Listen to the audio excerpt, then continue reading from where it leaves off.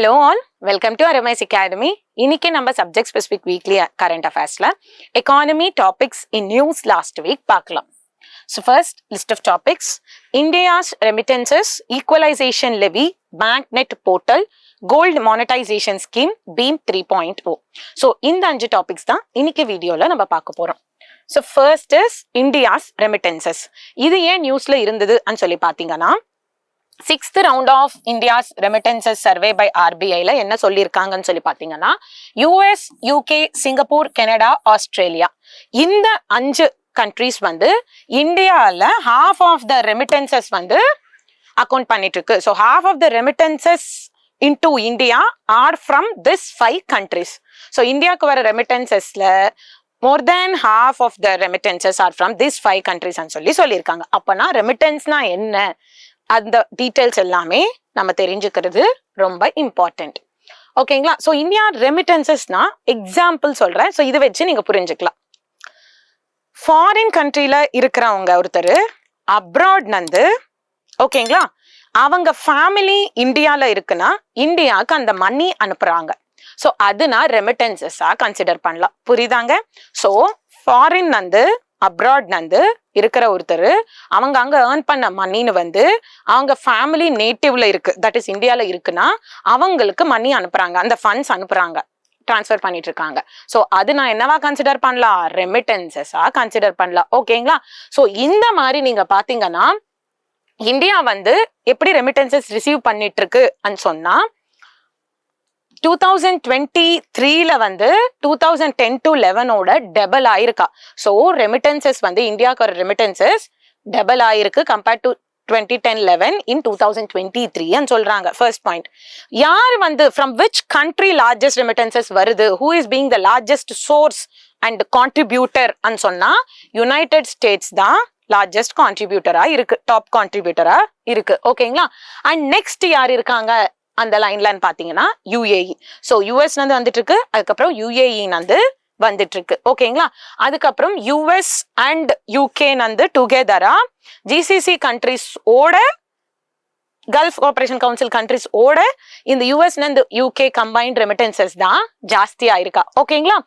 And then US and UK மட்டுமே சேர்ந்து financial year 24ல 40% of total remittances to India contribute பண்ணிருக்காங்க.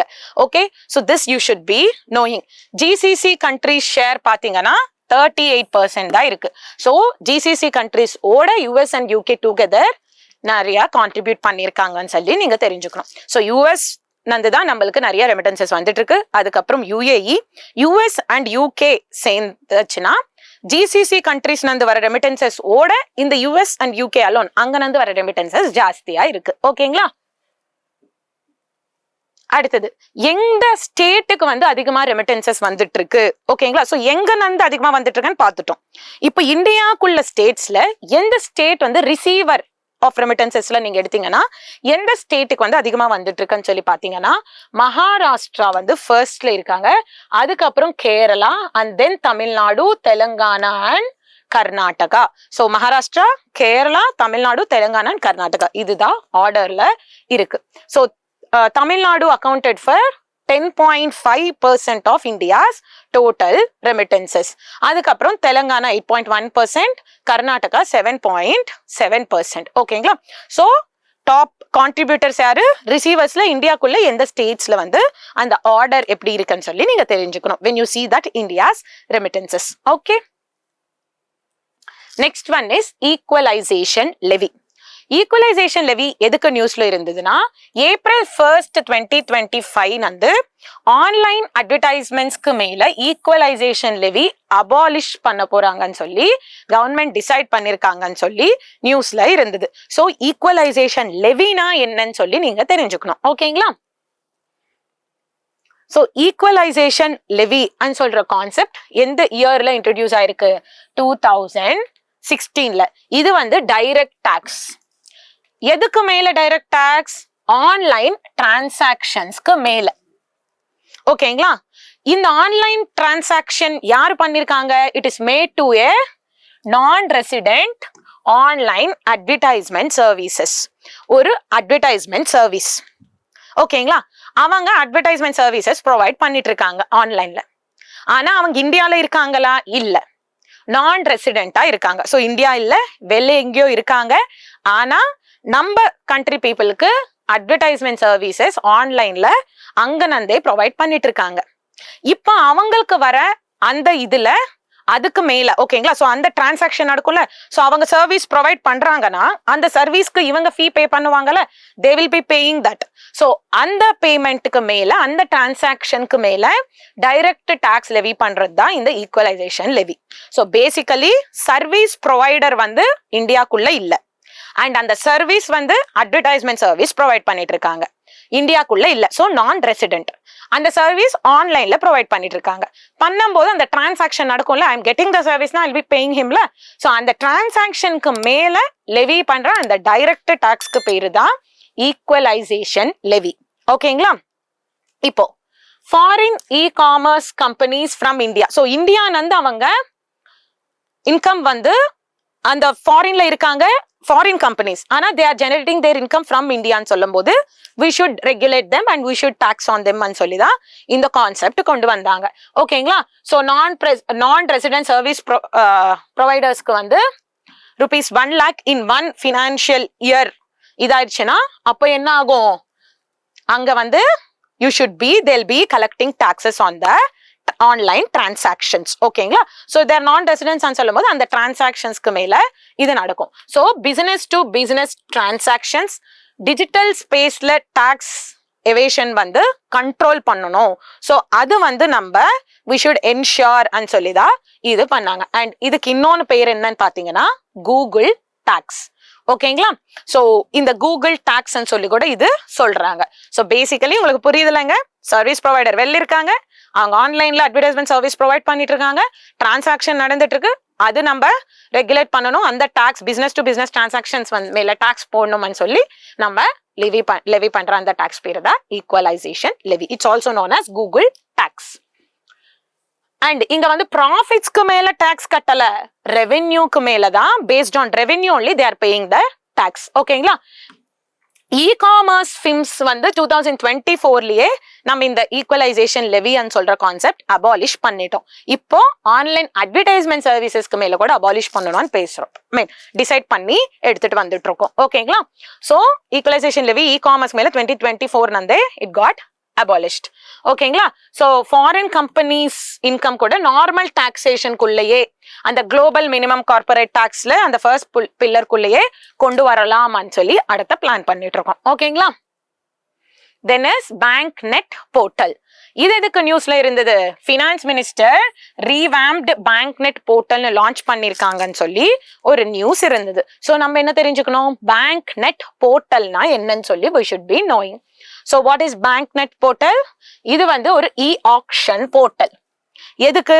Action பண்ணிட்டு இருக்காங்க ஆன்லைன்ல, கரெக்டா? e-auction எதுக்கு? பேங்க்ஸ் அண்ட் லெண்டிங் இன்ஸ்டிடியூஷன்ஸ் வந்து நான் பெர்ஃபார்மிங் அசெட்ஸ்னு ரிகவர் பண்றதுக்காக, அந்த லோன்ஸ்னு ரிகவர் பண்றதுக்காக ஆக்ஷன்ஸ் கண்டக்ட் பண்ணுவாங்க. அது எஃபிஷியன்ட்டா நடக்கிறதுக்கு கொண்டு வந்த ஒரு e-auction போர்ட்டல் தான் இந்த பேங்க் நெட் போர்ட்டல். ஓகேங்களா? சோ நான் பெர்ஃபார்மிங் அசெட்ஸ் இருக்குமா பேங்க்ஸ்க்கு, அவங்க கொடுத்த கடன் வந்து திருப்பி கொடுக்காம they are not performing well சொன்னா அந்த நான் பெர்ஃபார்மிங் அசெட்ஸ் 90 டேஸ்க்கு சொன்னா எந்த பீரியட் டவுட்ஃபுல்னா அதெல்லாம் நீங்க எக்கானமில படிப்பீங்க. Doubtful assets, loss making assets and சொல்லி அந்த டைம் பீரியட் வச்சு. ஓகேங்களா?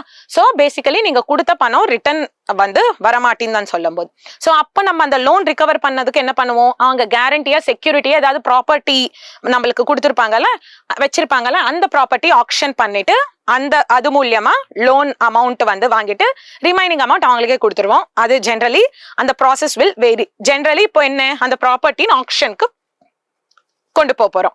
இந்த ஆக்ஷன் வந்து எஃபிஷியன்ட்டா நடக்கணும்னா இந்த ஆக்ஷன் நடத்தலாம். சோ அதுக்கான ஒரு போர்ட்டல் தான் பேங்க் நெட் போர்ட்டல். சோ யார் இது பண்ணிருக்காங்க? Department of financial service, ministry of finance. ஓகேங்களா? இந்த பேங்க் நெட் போர்ட்டல் சொன்னது 12 public sector banks and insolvency and bankruptcy board of India adopt பண்ணிருக்காங்க. ஓகேங்களா? சோ இங்க வந்து டிரான்ஸ்பரன்சி ஜாஸ்தியா இருக்கு, ஆன்லைன்ல ஆக்ஷன் நடக்குதுன்னு சொல்லும் போது. ஸோ செக்யூர் பேமெண்ட்ஸ் நடக்குது, நோ யோர் கஸ்டமர், அது எல்லாமே அட்வான்ஸ்டா இன்டிகிரேட் பண்ணி நம்ம நல்லா பண்ண முடியுது. ஸோ ஆல் ப்ராப்பர்ட்டி டைட்டில்ஸ் எல்லாம் நல்லா வெரிஃபை பண்ணிருக்கோமா, அத்தென்டிசிட்டி எப்படி இருக்கு, ரிலையபிலிட்டி எப்படி இருக்கு, ஸோ எஃபிஷியன்ட்டா இங்க நடக்குதுன்னு சொல்லி இங்க சொல்லிட்டு இருக்காங்க. ஓகே, அதுக்கப்புறம் gold monetisation scheme. So gold monetisation scheme எதுக்கு நியூஸ்ல இருந்ததுன்னா, government of India medium term and long term gold government டிபாசிட்ஸ்னு வந்து கோல்டு மானிட்டைசேஷன் ஸ்கீம்குள்ள டிஸ்கண்டினியூ பண்ணிருக்காங்க. ஸோ தட் இஸ் March 26, 2025 நான் சொல்ற மாதிரி நியூஸ்ல இருந்தது. ஸோ அப்போ நம்ம எப்ப வந்து டிஸ்கண்டினியூ பண்ண போறாங்க, என்ன டிஸ்கண்டினியூ பண்ண போறாங்க, this is not for us. We want to know gold monetisation scheme. So gold monetisation scheme எப்போ இன்ட்ரடியூஸ் பண்ணாங்க, 2015ல கவர்மெண்ட் ஆஃப் இந்தியா இது பண்ணாங்க. ஸோ இது என்ன பண்ணுவாங்க, ஐடல் கோல்டு வந்து மொபைலைஸ் பண்ணி கோல்டு இம்போர்ட்ஸ்னு கம்மி பண்றதுல they'll be playing a key role. Short term deposits இருக்கும், மீடியம் டேர்ம் டிபாசிட்ஸ் இருக்கும், லாங் டேர்ம் டிபாசிட்ஸ் இருக்கும். So individuals, trust, institutions, Hindu undivided family இவங்க எல்லாமே எலிஜிபிள். ஸோ கோல்டு மானிட்டைசேஷன் ஸ்கீம்ல என்ன பண்ணுவாங்கன்னா, அவங்களுக்கு இருக்கிற கோல்டு அந்த ஐடல்ல இல்லாம எடுத்துட்டு போய் டிபாசிட் பண்ணுவாங்க. அதுக்கு மேல அவங்களுக்கு இன்கம் வந்துட்டே இருக்கும். ஓகேங்களா? ஸோ இதுதான் கோல்டு மானிட்டைசேஷன் ஸ்கீம்ல பண்றாங்க.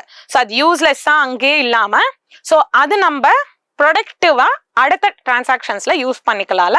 ஸோ அது மூலியமா கோல்டு வந்து பாசிட்டிவா யூஸ் பண்ணிக்கலாம். ஸோ நம்மள்கிட்ட கோல்டு இருக்குன்னா அது அப்படியே ஐடியலா வச்சுக்காம அந்த கோல்டு போய் அந்த கோல்டு மானிட்டைசேஷன் ஸ்கீம்குள்ள டிபாசிட் பண்ணி அங்க வந்து இன்கம் ஜென்ரேட் பண்ணி இன்ட்ரெஸ்ட் மூலியமா வாங்கிட்டு இருக்கிறது. ஓகேங்களா? So interest will be there, they'll earn interest on the deposited gold. ஓகேங்களா? அண்ட் பியூரிட்டி வெரிஃபை பண்ணி தான் அந்த டிபாசிட் அக்செப்ட் பண்ணுவாங்க. அண்ட் அதுக்கப்புறம் நீங்க அந்த வித்ட்ரா பண்ணிரணும்னா அந்த கோல்டு வித்ட்ரா பண்ணிடலாம், இல்ல ஈக்குவேலண்டா கேஷ் வேணும்னா அந்த கேஷாவும் எடுத்துக்கலாம்.